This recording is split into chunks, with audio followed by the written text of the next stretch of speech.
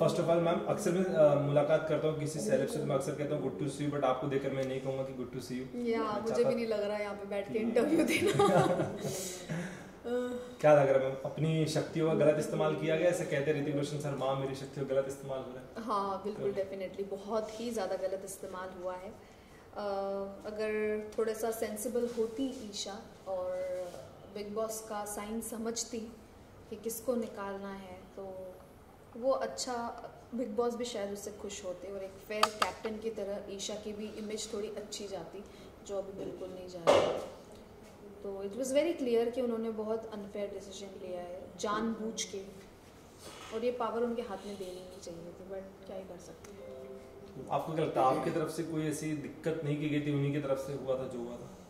क्योंकि दिक्कत as in मतलब रूल ब्रेकिंग है, या फिर और भी बॉन्ड्स की बात करो? रूल ब्रेकिंग तो आपके सामने है, बॉन्ड भी मैंने बनाया था ईशा से। अच्छा हाँ, झगड़े होते हैं उस घर में, बट उसका आप बदला एविक्शन पे निकालोगे तो फिर क्या है मतलब।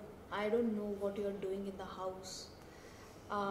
अगर मेरे को बहुत कायर लगी है ईशा ये डिसीजन लेके, क्योंकि उन्होंने एक स्ट्रॉन्ग पर्सनालिटी को जो उनको दबा रही थी, एक तरह से उन पर भारी पड़ रही थी, उन्होंने उसी को निकाला है। उसमें हिम्मत नहीं है मुझसे लड़ने की, सीधी सी बात है। इट वाज वेरी क्लियर कि वो मुंह पे नहीं आ सकती, मुंह पे लड़ नहीं सकती, इसलिए उन्होंने हटा दिया रास्ते से। अगर घर के दिन और अगर आप उस दिन रहते तो फिर ईशा के किस तरीके का जवाब देते? मैं बहुत गंदा जवाब देती, ईंट का जवाब पत्थर से देती मैं, और मैं छोड़ती नहीं, मैं किसी को नहीं छोड़ती। अगर घर की थीम की बात करूँ, दिल दिमाग और दम, क्या लगता है इन तीनों में कौन नहीं बैठता? इन तीनों में कौन नहीं बैठता?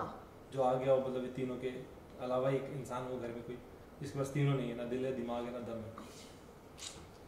औरा, आई थिंक उसको कुछ भी समझ नहीं आता। इज सो मतलब innocent to be in the house, और language barrier first of all, वो तो समझ के ही बाहर है उसकी चीज़ें, तो फिर वो तो कहीं भी नहीं बैठता एक्चुअली।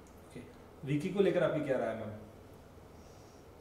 क्या ही राय दूँ उनको छोड़ो अभी और मेरी राय के लायक नहीं है। एंड अंकिता? फेक इंसान है बहुत ज़्यादा, बहुत नेगेटिव पर्सन। एंड आयशा कहने का थोड़ा सा मुनावर में थोड़ा बदलाव नजर आ रहा है, और मनारा भी थोड़ी कहीं ना कहीं। मुनव्वर में बदलाव नजर आ रहा है? हाँ, वो कहीं ना कहीं थोड़ा सा बदल चुका है गेम, ऐसा लगता है आपको? बदल गए हैं दिन बदल गए जज्बात।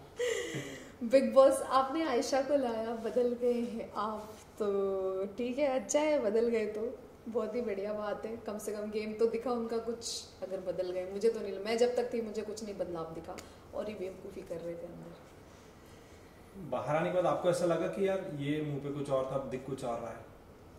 क्या मुनव्वर? कोई और कंटेस्टेंट आपको लगा ऐसा?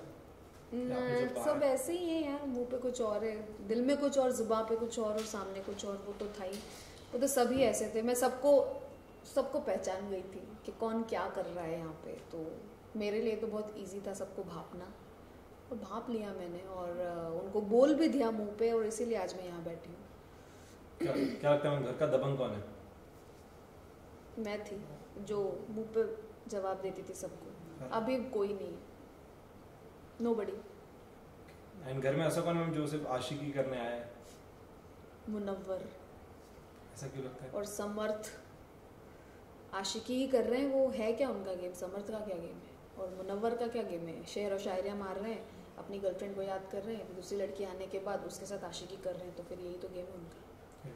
मैम इसके पहले की सीजन की बात करूँ तो एक वाइल्ड कार्ड एंट्री विनर बना है, तो ऐसा हो सकता है इस बार गेम में कि कोई वाइल्ड कार्ड लायक होना चाहिए ना विनर के लिए? वो वाइल्ड कार्ड मुझे एक भी लायक नहीं लगता उसके लिए।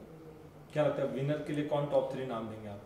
Nobody, but I see Neel as a winner. Okay, और ऐसा कोई अगर मैम आपको अगर एक पावर मिले घर से किसी को निकालेंगे तो किसे निकालेंगे? ईशा, डेफिनेटली।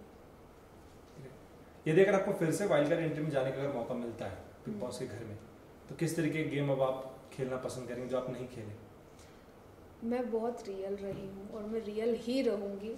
मैं एक शो के लिए अपनी पर्सनालिटी चेंज नहीं करना चाहती, और मैं करूँगी भी नहीं, क्योंकि ये शो ही एक पर्सनालिटी शो है। इसमें कोई गेम एज सच नहीं है, जो गेम बोला जा रहा है। बिग बॉस ने कितनी बार बोला है कि ये एक गेम नहीं है, गेम नहीं है, ये एक पर्सनालिटी शो है। सो यस, मैं जैसी हूँ मैं वैसे ही रहने वाली हूँ, बट मैं और भी ज़्यादा स्ट्रॉन्ग बन के जाऊँगी अगर मैं गई ना।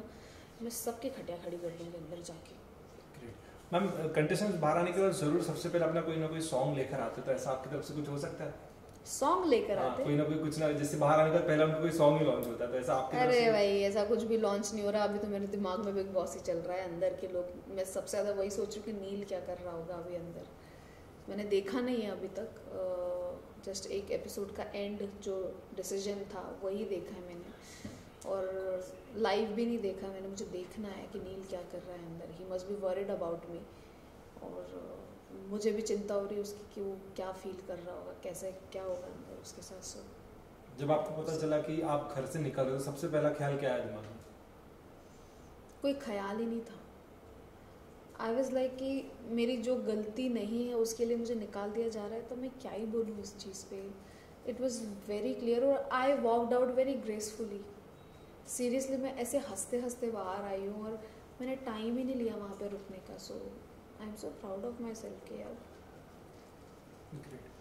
Any last message to your friends, families, fans, Neels, anyone? Yes, message यही है कि गाइज आपने मुझे बहुत ज़्यादा सपोर्ट दिया है, बहुत प्यार दिया है, और मैं आपसे यही रिक्वेस्ट करूँगी कि नील अंदर है, आप मैं तो बाहर आ गई हूँ, उसको बहुत सपोर्ट कीजिए, प्लीज़ प्लीज़ प्लीज़ नील को सपोर्ट करो, क्योंकि he need your support, just make him win. Thank you. Great. Thank you so much, ma'am. Thank you.